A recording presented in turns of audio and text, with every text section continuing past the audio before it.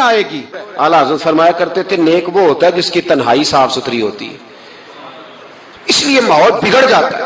یہ جو ہم کہتے ہیں نا میرے سجن بڑے بنتے ہیں پھر ٹوٹ جاتے ہیں، کچھ لوگ ایسے ہوتے ہیں جو ان کے پاس جاتا ہے انہی کا ہو جاتا ہے، وہ کہیں اور کے قابل کیوں بھلا؟ اس لیے کہ ان کے کردار میں ٹھنڈک دیکھتا ہے، ان کے لب و لہجے میں مٹھاس دیکھتا ہے، اس شخص میں اتنی خوبصورتی دیکھتا ہے کہ اسی کا بن جاتا ہے. حضرت ابراہیم بن ادم کے پاس ایک نوجوان آیا، کہنے لگا میں گناہ کرنا چاہتا ہوں. فرمانے لگا بالکل کر، اللہ کا دیا ہوا رزق کھانا چھوڑ دے اور گناہ کر. کہنے لگا یہ نہیں ہو سکتا. فرمانے لگے چل پھر اس طرح کر، رب کی زمین پہ نہ رہ، کسی اور کی زمین پہ چلا جا. کہنے لگا یہ بھی نہیں ہو سکتا. فرمانے لگے چل اللہ کی چھت سے نکل جا. کہنے لگا یہ بھی نہیں ہو سکتا. تو آپ رو پڑے. فرمانے لگے پھر جناب اسرائیل جب آئیں تو ان سے کہنا مجھے 2-3 سال کی مہلت دے دے، پچھلی میری گناہوں میں گزر گئی، میں ذرا 3 سال عبادت کر لوں. تو وہ شخص بھی رونے لگا، کہنے لگا حضور وہ مہلت نہیں دیتے، وہ جب لینے آتے ہیں تو پھر لے کے اللہ تعالیٰ نے جب انسان بنانا چاہا نا تو جناب جبریل کو کہا مٹی لے کے آ زمین سے. حضرت جبریل نے مٹی پہ ہاتھ ڈالا تو باقی کی مٹی رونے لگ گئی، اسے جدا نہ کر. تو جناب جبریل چھوڑ کے چلے گئے. حضرت میکائیل کو بھیجا مٹی لا، مٹی پہ ہاتھ ڈالا تو باقی کی مٹی رونے لگ گئی، چھوڑ کے چلے گئے. جناب اسرائیل کو بھیجا، مٹی پہ ہاتھ ڈالا تو باقی کی رونے لگ گئی، چھوڑ کے نہ جاؤ. تو حضرت اسرائیل فرمانے لگے تیرا رونا دیکھو کہ رب کا حکم دیکھو. وہ لے گئے، جب پیش کی تو رب کریم نے فرمایا اسرائیل جان نکالنے کی ڈیوٹی بھی تیری، تو مٹی کو لے آنا، باقی مٹی روتی بھی رہے تو روتی رہے. جب میرا فیصلہ آ جائے تو پھر اس میں کوئی گنجائش، ہم کھاتے بھی اللہ کا ہیں، نافرمانی بھی اس کی کرتے، زمین پہ بھی اس کی چلتے ہیں، نافرمانی بھی اس کی کرتے، حکم کسی اور کا مانتے، چھت پہ رب کریم کی رہتے. اس طرح نظام نہیں چلتا. میرے بھائی یاد رکھ لو گناہوں کی سزا ملے گی، زندگی تنگ ہو جائے، یہاں بھی آزمائش ہوگی اور وہاں بھی. میں نے درس پہ کہا تھا، پھر بات کہتا ہوں، یہ میں اپنے لیے کہہ رہا ہوں، توجہ ہے میری بات پر. دعا فرمایا کریں کہ جو کچھ ہم نظر آتے ہیں اللہ ہمیں ویسا بننے کی توفیق بھی عطا فرمائے. اللہ ویسا بننے کی، یہ مشکل معاملہ ہے، مشکل. دیکھیں نا ایک آدمی سیاستدان ہے، اس نے بڑے اچھے نعرے لگائے، انقلاب آ جائے گا، میں غریب کا بھلا کر دوں گا، میں یتیموں کے سر پہ ہاتھ رکھوں گا، میں مجبوروں کی مدد کروں گا، میں دکھیوں کی مدد کروں گا، مزدوروں کو. اس نے اچھے اچھے نعرے سکھائے، اچھا اس نے پیغام دیا. اندر اس کے یہ تھا کہ اقتدار ملے گا تو مرضی کروں گا. لوگ اس کے گرد بھی گئے، اس کی گاڑی کے پیچھے بھی بھاگے، لوگوں نے اس کے نعرے بھی لگوائے، جیب سے پیسے لگا کے اس کے پوسٹر بھی شائع کیے. لوگ اس کے گرویدہ ہو گئے، لوگوں نے پوری، اور میری قوم نے تو بیچاری نے کئی دفعہ دھوکے کھائے. جس نے نعرہ لگایا غریب اسی کے پیچھے مسیحا بن کے چل پڑا. آج دھوکہ دے لیا، لوگوں کو پیچھے لگا لیا. یہ بتاؤ اگر راز کھل جائے، اگر راز کھل جائے کہ یہ دھوکہ دے رہا ہے، یہ فریب کر رہا ہے، تو لوگ اس کا کیا حال کریں گے؟ یہ راز قیامت میں کھل جائے گا. قیامت میں یہ راز یہ کھل جائے گا، کھل جائے گا. یہ دھوکے باز تھا. اذا زلزلت الارض زلزالہا، جب زلزلہ آئے گا جیسے اس کا آنا ٹھہرا. واخرجت الارض اثقالہا، زمین اپنے بوجھ باہر نکال دے. اس سے مراد کیا ہے کہ زمین پہ جو جرم ہوئے زمین بتا دے گی، باہر نکل آئے. وقال الانسان ما لہا، انسان کہے گا اسے کیا ہوا، یہ تو سب کچھ بتا رہی. بوجھ باہر نکال دے گی. ایک آدمی پیر طریقت بن کے بیٹھ گیا، جبہ کبا پہن کے بڑی پگڑی باندھ کے بیٹھ گیا، اچھی اچھی نیک باتیں بتانے لگا. لوگ اس کی دست بوسی کرنے لگے، ہاتھ چومنے لگے، پیچھے لگ گئے، خدمت کرنے لگے، جیب سے نذرانہ دینے لگے. اس کے نام پر لوگ اپنی جیب سے لنگر پکانے لگے، خانقاہ کی خدمت ہونے لگی. مہمان اس کے آتے، نوکری کوئی اور کرتا. میں نے کہا تھا شاید اپنے لیے کہہ رہا ہوں. ڈیوٹیاں لوگ کرنے لگے، حالات بدلنے لگے. لیکن اس کے اندر تو چور تھا، وہ تو دکاندار تھا. تو یہاں جو اس کے پیچھے لگے تھے وہ تو سچے تھے، انہیں تو اجر ملے گا. لیکن اس کا جب راز کھلے گا تو بڑی رسوائی ہوگی. اس کا جب راز کھلے گا تو بڑی. ایک میری طرح کا دیندار تھا، جو چہرے کا تو نیک تھا، اندر پتہ نہیں کیا کچھ تھا. ایک طوائف گزر رہی تھی، اس نے اس کو تبلیغ کر دی. کہنے لگا بس کر دے، سیانی بن جا۔ تو کسی دانشور میں لکھا ہے اس نے بڑا سخت جواب دیا اس عورت نے، کہنے لگی بابا میں تو جو ہوں وہ نظر بھی آ رہی ہوں، تو بتا جو تو نظر آتا ہے وہ تو ہے کہ نہیں؟ اس بندے نے چیخ ماری اور بے ہوش ہو کے گر پڑا۔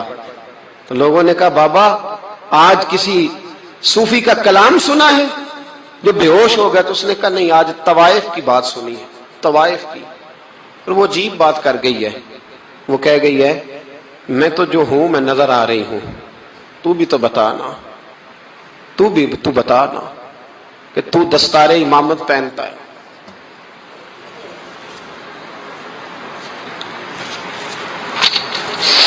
تو بتا تو جو کہلاتا ہے تو وہ ہے کہ نہیں؟ یہ وقال الانسان ما لہا، یہ راز قیامت میں کھلے گا۔ ہم جو کچھ بتا رہے ہیں نا اپنی زبانوں سے، ہمیں اپنے گناہوں کا احساس ہونا چاہیے۔ ایسا نہ ہو کہ جب سزا ملے تو پھر اس طرح کی ملے کہ دوبارہ کسی کو کوئی منہ دکھانے کے قابل نہ رہے۔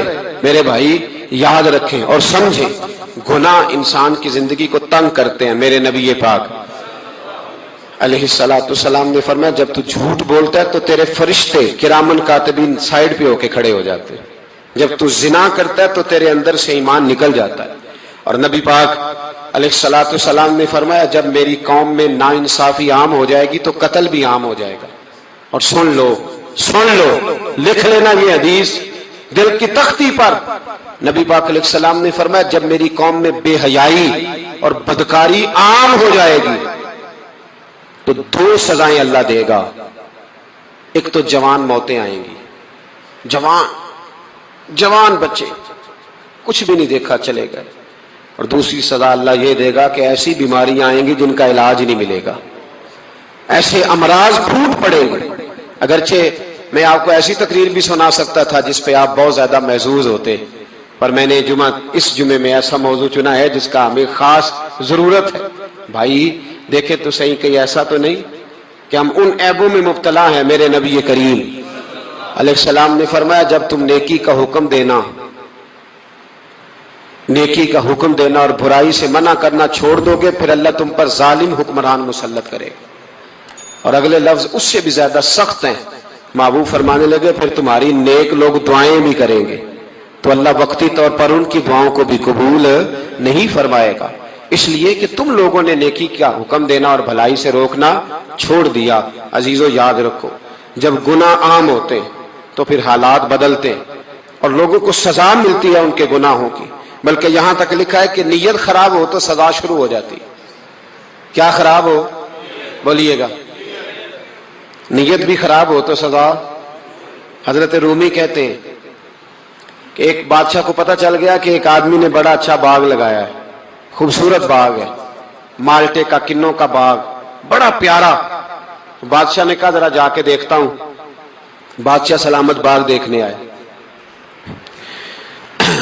تو اب وہ مزدور آدمی تھا، عام آدمی تھا جس نے باغ لگایا، کسان تھا، اس کو کہا کہ چند کنوں توڑ کے لایا تو بڑے پیارے لگے، ایک دو اور لایا، کھائے، بڑے میٹھے، بڑے پیارے، بڑے توانا، بڑا مزہ آیا۔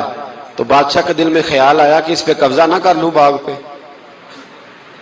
ہمارے ہاں نا کرائے پہ دکان دیتا نا مالک، تو جب کسی غریب کی چل جاتی ہے کہتا تو خالی کر، میں نے خود ڈال لی ہے، چل گئی نا اس کی۔ حالانکہ رزق اپنے اپنے نصیب کا ہے، رزق اپنے اپنے نصیب کا ہے، جس کو اللہ تعالیٰ چاہتا ہے عطا کرتا ہے۔ تو اس کو کہا کہ اور توڑ کے لا، اور دل میں خیال ہے کہ یار اتنا اچھا باغ ہے قبضہ کر لیتے ہیں، ہماری حکومتیں قبضہ کر لیتی ہیں کہ جو چیز اچھی لگ جائے۔ اب وہ کسان دو تین کنوں توڑ کے لایا، اس نے کھائے تو کھٹے نکلے، ترش تھے۔ کہنے لگا تجھے کیا ہو گیا ہے؟ تو بندہ بڑا صاحب دل تھا، کہنے لگا میں تو ٹھیک ہوں، آپ اپنی نیت سے پوچھیں کہیں خراب تو نہیں ہو گئی۔ تو کنوں میں بھی اس کا اثر آ گیا ہے، اپنی نیتیں بگڑ جائیں نا، نیتیں۔ اب ایک بات کہنے لگا ہوں، غور سے سننا، جب تک دو بھائی اکٹھے کاروبار کرتے ہیں نیت ہوتی ہے کہ ہمارا گھر چلے گا، تب تک اللہ برکت دیتا ہے، اور جب اپنی اپنی جیبیں سمیٹنے لگ جاتے ہیں نا کہ یہ میرا 5000 ہے آج میں گیا تھا اگرائی کرنے، یہ میرا 10,000 ہے آج میں نے محنت زیادہ کی، جب وہ ٹٹولنے لگتے ہیں پھر اس دکان سے بھی برکت اٹھ جاتی ہے۔ پھر وہاں سے بھی برکت چلی جاتی ہے. فَإِنَّ لَهُ مَعِيشَةً ضَنْكَ. فرمایا جب تو میں منہ پھیر لیتا ہے پھر تیری زندگی اللہ تنگ کر دیتا, پھر وہاں سے بھی برکت, خوبصورتی, اثر اٹھ جاتا ہے. ایک سنار نے گلی میں ایک یتیم چھوٹے سے بچے کو گھومتے دیکھا تو سنار بے اولاد تھا, بچے کو اٹھا کے گھر لے آیا. 18 سال اس بچے کی پرورش کی, اس کو پالا پوسا, جوان کیا. سنار کے پاس وہ دکان پہ چلا جاتا, وہ کئی دفعہ دکان پہ رہتا, کئی دفعہ گھر میں رہتا. ایک دفعہ وہ دکان پہ تھا, بچہ گھر تھا, 18 سال کا جوان. اس کی بیوی اکیلی تھی. وہ جس نے ماں بن کے پالا تھا اس نے اسی پہ حملہ کر دیا, اس کا بازو بری نیت سے تھاما. بیوی چیخی. تھوڑی دیر گزری تو وہ نوجوان پیروں میں بیٹھ گیا, کہنے لگا ماں پتہ نہیں مجھے کیا ہوا. شام کو سنار آیا, بیوی چیخنے لگی, چلانے لگی, کہنے لگی آج عجیب بات ہوئی, جس کو میں نے جگر کا خون دے دے کے پالا اسی نے گندی نظر ڈالی. سنار محو حیرت ہے. بیوی کا خیال تھا کہ لاٹھ اٹھائے گا, ڈنڈا اٹھائے گا, نوجوان کو مارے گا, لیکن وہ رونے لگ گیا. اس نے کہا آج اس نے میرا بازو تھاما ہے, جانے کیا کیا ہے. پریشان ہونے لگ گیا, سجدے میں گر گیا. کہا تو بتاتا کیوں نہیں. تو وہ سنار کہنے لگا اس کی غلطی نہیں, 18 سال کے بعد آج مجھ پر بھی شیطان سوار ہوا تھا. ایک عورت آئی تھی, اپنے بازوؤں میں چوڑیاں پہننا چاہتی تھی تو میں نے بھی گندی نظر سے ہاتھ ڈالا تھا. رب کریم نے مجھے فوراً اس کی سزا دی. جن کے گھروں میں بیٹیاں ہوتی ہیں ان کی نظریں گندی نہیں ہوتی. جو بیٹیوں کے باپ ہوتے ہیں, جو بہنوں کے بھائی ہوتے ہیں, ان کی نظریں گندی. اور اگر تو ٹیلی فون کرتا ہے, تو کسی عورت کے ساتھ تعلق رکھتا ہے, تو یہ بات لکھ لے, امام فخر الدین رازی 1, علامہ اسماعیل حقی 2, ملا جلال الدین رومی 3, امام خازن 4, امام جلال الدین سیوطی 5 حدیث کے استاد اور محدث لکھتے ہیں کہ اگر تو کسی پر گندی نظر ڈالے گا تو تیرا گھر بچ سکتا, یاد رکھ نہیں بچے گا. اس لیے کہ تیری نظر کسی کی بیٹی کو بیٹی سمجھ, تاکہ تیری بچی کا پردہ قائم رہے. کسی کی بہن کو, یہ کیا بات ہوئی کہ تو جتنا مرضی گند معاشرے میں پھیلاتا رہے تیرا گھر بچا رہے, یہ کیسے ہو سکتا ہے. فَإِنَّ لَهُ مَعِيشَةً ضَنْكَ. اللہ فرماتے ہیں زندگی تنگ ہو جائے گی تیرے لیے مشکل. تو ڈھونڈتا پھرے گا کہ میں مرنے کو جگہ تلاش کروں. سچی توبہ کرے, کھری توبہ کرے. یہ گناہ انسان کو مجبور کر دیتے ہیں. حضرت عبداللہ بن مبارک رحمت اللہ تعالی علیہ, ان کے سینکڑوں شاگرد تھے. ایک شاگرد کے انتقال کا وقت آیا تو گھر گئے ملنے. آپ کہتے ہیں میں نے زور لگا لیا پر اس کی زبان پر کلمہ جاری نہیں ہوا. میں اسے کہتا کلمہ پڑھ پر اس کی زبان پر جاری. اللہ اکبر, بہت بڑی نعمت ہے. دعا فرمائیں اللہ ایمان کی موت عطا فرمائے. تو اللہ تبارک و تعالیٰ نے آیت نمبر 27 سے حضرت ابراہیم علیہ السلام کو حکم دیا کہ لوگوں میں بلند آواز سے حج کا اعلان کر دیں. وہ آپ کے پاس دور دراز رستوں سے پیدل اور ہر دبلے اونٹ پر سوار ہو کے آئیں گے. حضرت ابراہیم نے ایک پتھر پر کھڑے ہو کے ندا کی, اللہ اکبر, اے لوگو اللہ نے تمہارے اوپر حج فرض کر دیا. اللہ تعالیٰ نے یہ ندا ان سب کو سنا دی جو ابھی مردوں کی پشتوں میں اور عورتوں کے رحموں میں تھے, اور ان سب نے اس ندا کا جواب دیا جو اللہ کے علم میں ہے. قیامت تک حج کرنے والے تھے, ان سب نے ماؤں کے پیٹوں سے بھی کہا لبیک, باپوں کی پشتوں میں بھی کہا.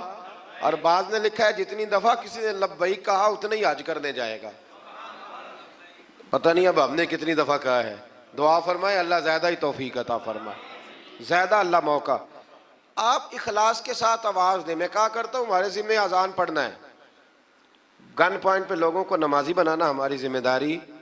حضرت ابراہیم نے اس وقت آواز دی, حضرت ابراہیم نے بغیر لاؤڈ سپیکر کے آواز دی, تو رب نے ماؤں کے رحموں میں بھی آواز پہنچا دی. میں بڑا آدمی تو نہیں ہوں, چھوٹا ہوں, اور بڑا چھوٹا ہوں, اور یہ بات صرف آپ لوگوں کے سامنے نہیں کہتا, میں محسوس کرتا ہوں, میں اس کا قائل ہوں. مجھے پتہ ہے آپ میں سے جتنے لوگ ہیں اللہ کے فضل سے میں باوضو بیٹھا ہوں, میں کسی ایک بندے سے بھی اپنے آپ کو افضل نہیں سمجھتا. میں اپنے آپ کو چھوٹا جانتا ہوں. مجھے خبر ہے اللہ تبارک و تعالیٰ معاف فرمانے والا ہے. تو میں کسی شخص میں سے بھی, آپ میں سے ایسا شخص جو ظاہراً مجھ سے عمل میں بھی کمزور نظر آتا ہے, لیکن میں جب اپنی طبیعت سے پوچھتا ہوں تو افضل جانتا ہوں. لیکن ہم نے چھوٹی سی مسجد میں بیٹھ کے دین کی بات شروع کی.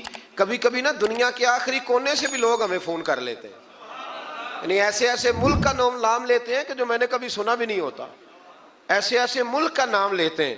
میں برطانیہ میں گیا تو مجھے, آپ یقین کریں, کچھ لوگ میرے گلے مل کے اس طرح روئے کہ جیسے بچھڑے ہوئے ہیں صدیوں سے مجھ سے. تو وہ کہنے لگے ہم تو خواب دیکھ رہے ہیں, آپ سامنے آ گئے. تو میرے ذہن میں یہی آیات آ رہی تھی کہ بندہ آواز دیتا ہے اور اس کو پہنچاتا میرا رب بھی ہے.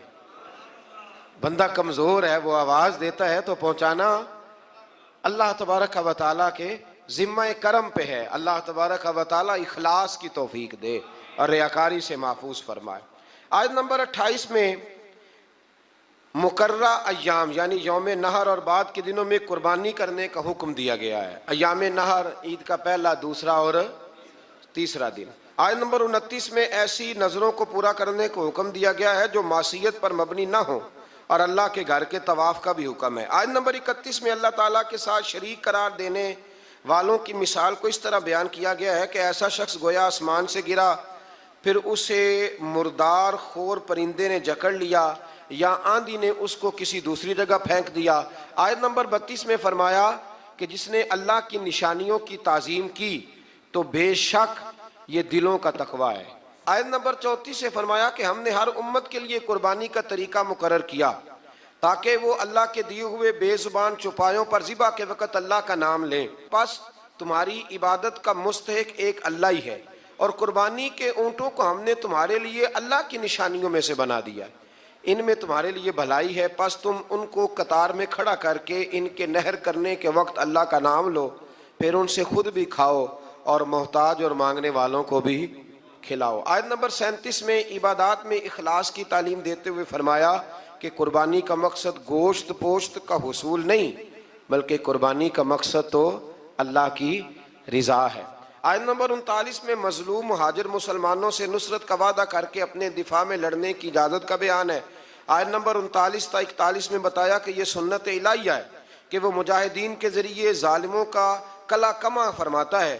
اگر ایسا نہ ہوتا تو راہبوں کی خانقاہیں, کلیسا اور یہودیوں کی عبادت گاہیں اور مسلمانوں کی مساجد کو ویران کر دیا جاتا. اگلی آیت میں حکومت اسلامیہ کے قیام کا مقصد بیان کیا گیا کہ اس کا مقصد ہے نظام صلاۃ و زکوٰۃ کا قیام, نیکیوں کا پھیلاؤ اور برائیوں کا سد باب.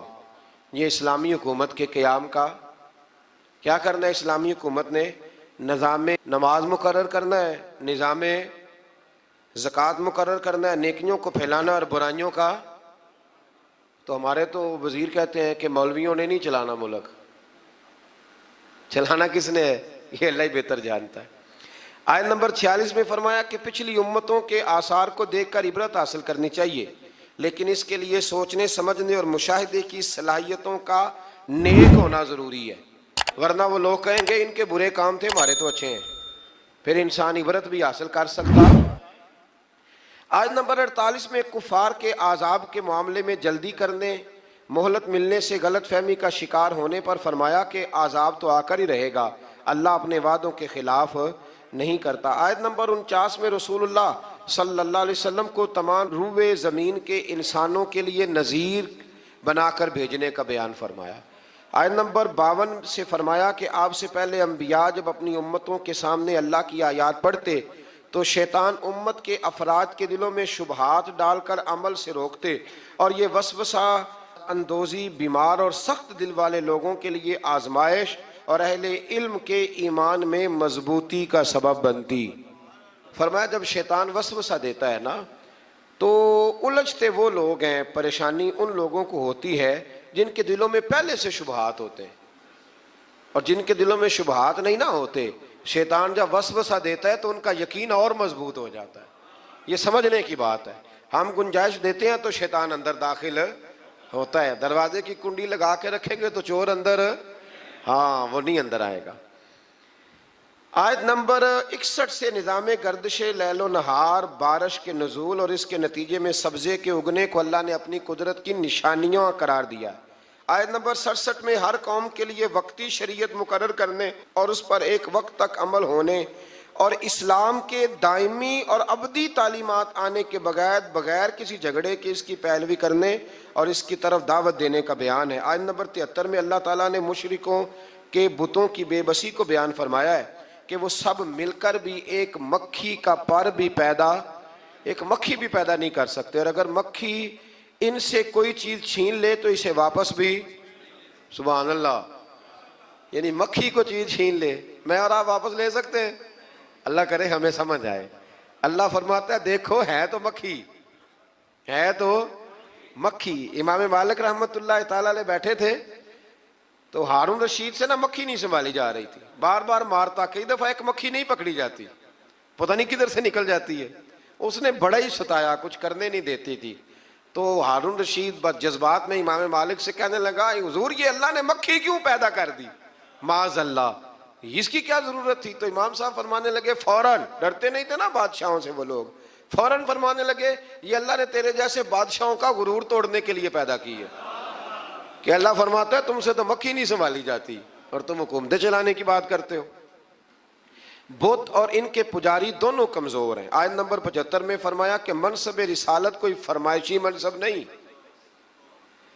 اللہ تعالیٰ خود رسولوں کو منتخب فرماتا ہے اور وہ سب کچھ جانتا ہے۔ آیت نمبر 77 میں ہمہ وقت بندگی کا حکم دیا گیا۔ اس پارے کی آخری آیت میں دین کی سربلندی کے لیے سر توڑ کوششیں کرنے، دین کے معاملے میں تنگی نہ ہونے، ملت ابراہیم کی پیروی کرنے اور آخر میں نماز قائم کرنے، زکوٰۃ ادا کرنے، اللہ تعالیٰ کے دامن رحمت کو مضبوطی سے پکڑنے کا بیان فرمایا۔ اللہ تعالیٰ کی مدد ان چیزوں سے وابستہ ہے۔ آج ایک سپارہ اور بیان کرنا ہے۔ اللہ تعالیٰ توفیق عطا فرمائے، اللہ تعالیٰ ہمت عطا فرمائے، آپ سب کو اللہ بڑی برکتیں عطا فرمائے۔ سورۃ المومنون سے یہ پارہ شروع ہوتا ہے۔ سورۃ المومنون کی جو ابتدائی 11 آیات ہیں وہ تعلیمات اسلامی کی جامع آیات ہیں۔ ان میں فلاح یافتہ جو کامیاب ہونے والے ایماندار ہیں ان کی صفتیں بیان کی گئیں۔ فرمایا گیا کہ وہ نمازوں میں خشوع خضوع کرتے ہیں، ہر قسم کی بیہودہ باتوں سے لا تعلقی، زکوٰۃ کی ادائیگی، اپنی پاک دامنی کی حفاظت، امانت اور عہد کی پاسداری اور نمازوں کی پابندی۔ آخر میں فرمایا گیا کہ ان صفات کے جو حامل اہل ایمان ہیں وہ ہمیشہ جنت میں رہیں گے۔ آیت نمبر 13 سے انسانی تخلیق کے مدارج کو بیان کیا گیا۔ پہلے نطفہ، پھر اس کے بعد جمع ہوا خون، پھر گوشت کا لوتھڑا، پھر گوشت اور ہڈیوں پر مشتمل جسم کی تشکیل۔ اس کے بعد فرمایا یہی خالق و مالک موت کے بعد آخرت میں دوبارہ زندہ کر دے گا۔ جو ماں کے پیٹ میں صورتیں بناتا ہے نا، قبر سے بھی دوبارہ زندہ کر لے گا۔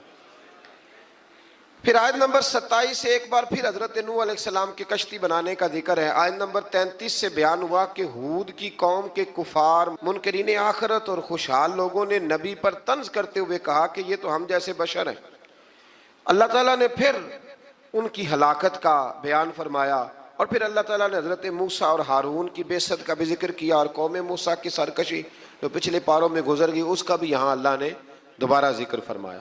آیت نمبر 52 سے دین اسلام کے ایک ہی دین ہونے، فرقہ بازوں کا اسلام کی وحدت کو پارا کرنے اور ان کے جو امیر لوگ ہیں ان کے خوش فہمی میں مبتلا ہونے کا بیان بھی فرمایا گیا۔ آیت نمبر 56 سے فرمایا کہ وہ اہل ایمان جن کے دلوں میں خشیت الہی ہے، جو شرک نہیں کرتے، جو اللہ کی راہ میں عاجزی کے ساتھ خرچ کرتے اور جنہیں قیامت پر ایمان ہے، وہی لوگ نیکیوں میں جلدی کرتے ہیں اور سبقت کرتے ہیں۔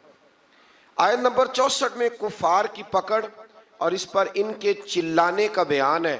اس کا سبب یہ ہے کہ یہ اللہ تعالیٰ کی آیات سے روح گردانی کرتے، تکبر اختیار کر کے قرآن کو افسانہ کہہ کے بکواس کرتے تھے۔ آیت نمبر 78 سے اللہ تعالیٰ کی نعمتوں کا ذکر ہے کہ اس نے انسان کو سننے کے لیے کان، دیکھنے کے لیے آنکھیں، سمجھنے کے لیے دل عطا کیا۔ گردش لیل و نہار، زندگی اور موت اسی کے قبضہ و قدرت میں۔ آیت نمبر 85 سے اللہ تعالیٰ نے استفہامی انداز میں بیان کیا کہ اگر ان منکرین آخرت سے پوچھا جائے کہ زمین اور ان کے خزانوں کا مالک کون ہے، 7 آسمانوں عرش عظیم کا مالک اللہ، ہر چیز کی بادشاہت کس کے قبضے میں ہے؟ اللہ کے، جس کے مقابل کوئی نہیں، وہ کون ہے؟ اللہ۔ تو ہر سوال کے جواب میں کہیں گے اللہ. تو پھر آپ ان سے پوچھئے کہ کیا تم سحر زدہ ہو, تم پر جادو ہو گیا؟ پھر اس مالک و ملک پر ایمان کیوں نہیں لاتے, اس کے احکام کو تسلیم کیوں نہیں کرتے؟ آیت نمبر 91 سے بیان ہوا کہ اللہ کی کوئی اولاد نہیں, اس کے سوا کوئی عبادت کا مستحق نہیں ہے. اگر ایسا ہوتا کہ ایک سے زیادہ خدا ہوتے تو ہر ایک اپنے لشکروں کو لے کر دوسرے پر غلبہ پانے کی کوشش کرتا. حالانکہ اللہ وحدہ لا شریک کے اقتدار کو چیلنج کرنے والا کوئی نہیں. اللہ اکبر. سورت کے آخر میں بیان فرمایا کہ انسان کو بے مقصد پیدا نہیں کیا اور اللہ کی بارگاہ میں آخری جواب دہی کے لیے لوٹ کر جانا ہے. آیت نمبر 96 میں برائی کو اچھائی سے دفع کرنے کا بیان ہے. اس کے بعد اپنے حبیب مکرم صلی اللہ علیہ وسلم کے ذریعے اللہ تعالیٰ کے بندوں کو ہر قسم کے شیطان کے شر سے پناہ دینے کا طریقہ تعلیم فرمایا. آیت نمبر 99 سے کفار کی موت کے وقت کی ندامت اور ان کے دنیا میں واپس جا کر نیک عمل کرنے جیسی ناممکنہ باتوں کی تمنا کرنے کا بیان بھی ہے. آیت نمبر 101 سے قیامت کے دن تمام رشتوں کے ختم ہونے اور اعمال کے سبب نجات ہونے کا ذکر ہے. آیت نمبر 106 سے اللہ تعالیٰ کی ایجاد کو جھٹلانے والوں کی گفتگو کہ ہماری بدبختی نے ہم کو گمراہ کیا اور اگر ایک بار ہم نکل گئے تو دوبارہ لوٹ کر نافرمانی نہ کرنے کا بیان ہے. اللہ تعالیٰ فرمائے گا پھٹکارے ہوئے پڑے رہو اس میں اور میرے ساتھ بات نہ کرو. تم دنیا میں مومن بندوں کا مذاق اڑاتے تھے اور وہ یہ دعا پڑھتے تھے. کافر مذاق اڑاتے تھے اور مومن کہتے ربنا آمنا, اے اللہ ہم تجھ پر ایمان لائے, فاغفر لنا ذنوبنا, ہمارے گناہوں کو بخش دے, ورحمنا, اور ہم پر رحم فرما, وانت خیر الراحمین, تو سب سے بڑھ کر رحم کرنے والا ہے. ان کو ان کے صبر کا بدلہ کامیابی کی صورت میں ملا. آیت نمبر 112 میں فرمایا کہ جب ان سے زمین پر گزاری ہوئی مدت کے بارے میں پوچھا جائے گا تو یہ کہیں گے ایک دن یا دن کا کچھ حصہ گزارا. آخری آیت میں امت محمدیہ صلی اللہ علیہ وسلم کو استغفار کرنے اور رحم کی دعا مانگنے کا حکم ہے, جو کہ یہ آیت ہے رب اغفر وارحم وانت خیر الراحمین. فرمایا یہ دعا مانگا کرو, رب اغفر وارحم وانت خیر الراحمین. پھر اس سے آگے سورت نور شروع ہو جاتی ہے. سورہ نور میں اللہ تعالیٰ نے خانگی اور معاشرتی احکام کو بیان کیا ہے. ابتدائی آیات میں زنا کرنے والے غیر شادی شدہ مرد اور عورت کی سزا کو بیان کیا کہ ان کی سزا 100 کوڑے ہیں جو غیر شادی شدہ ہو, اور صاحبان اقتدار اہل ایمان کو کہا گیا کہ تمہیں اس سزا کے نفاذ میں ان پر رحم نہیں چاہیے.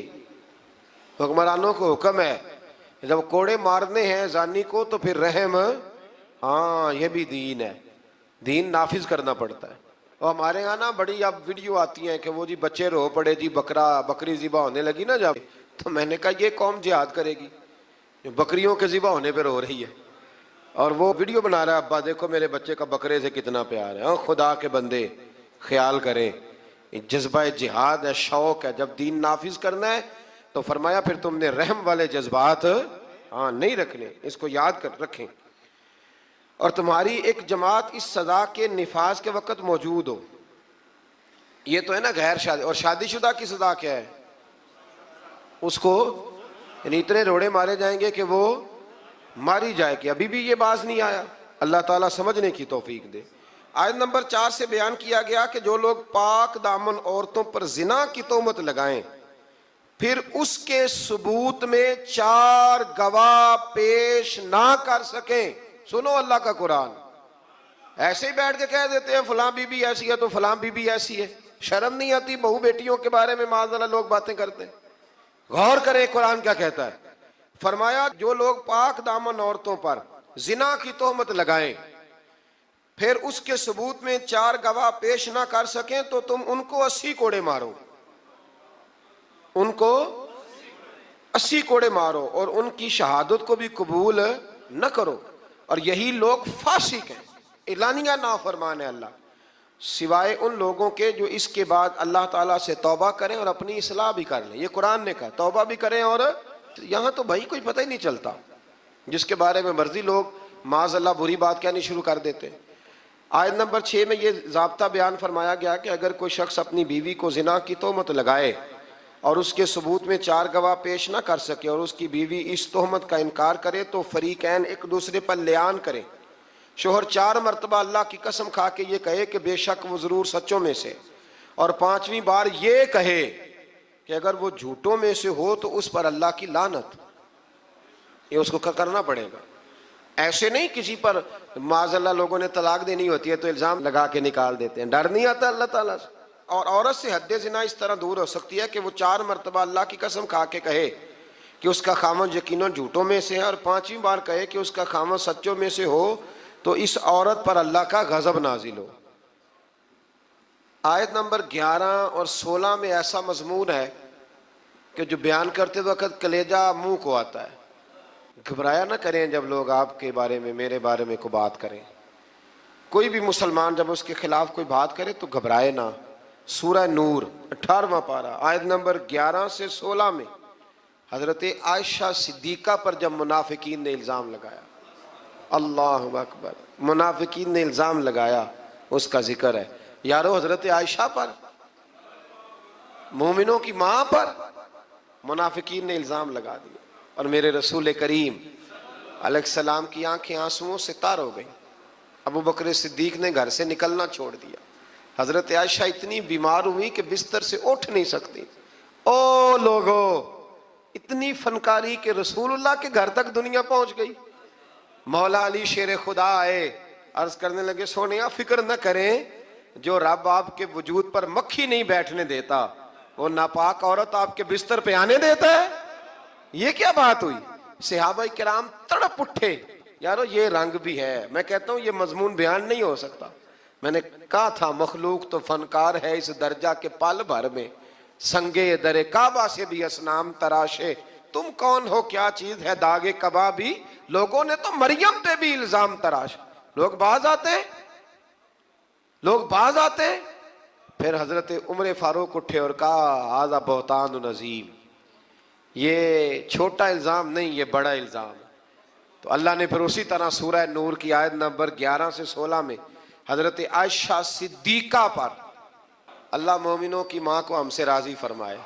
بڑا درجہ ہے اس پاک عورت کا، بڑا مرتبہ.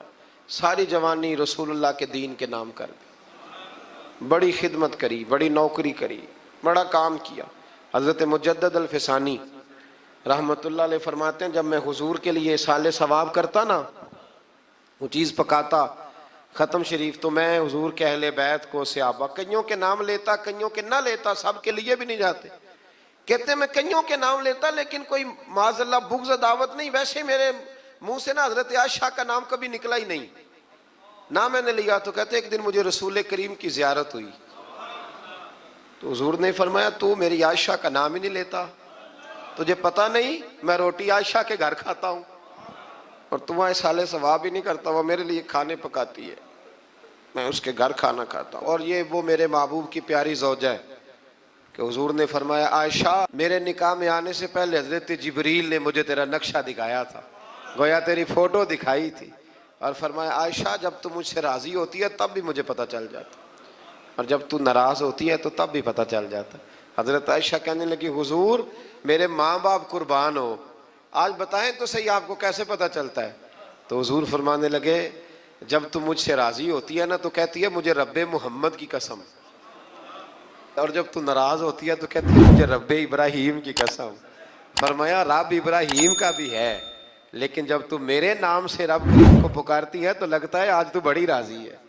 رسول کریم علیہ السلام کا وہ پیار، وہ محبت. 40 سال حضور کے بعد وہ حیات رہی. چوتھا حصہ دین میرے رسول کریم کا امت کو انہوں نے پہنچایا. حضرت فاطمہ کی شان میں حدیثیں حضرت عائشہ صدیقہ نے بیان فرمائی. حضرت عائشہ نے جناب ختیجۃ الکبریٰ کے تذکرے حضرت عائشہ نے ہمیں بتائے. اتنی سچی بی بی کے بارے میں بات کرتے ہو، یاد رکھو صبح قیامت بھی یہ ساری ام المومنین میرے محبوب کے ساتھ جنت میں موجود ہوگی. دعا فرمائے اللہ ہمیں ان ماؤں کا صدقہ خیرات عطا فرمائے.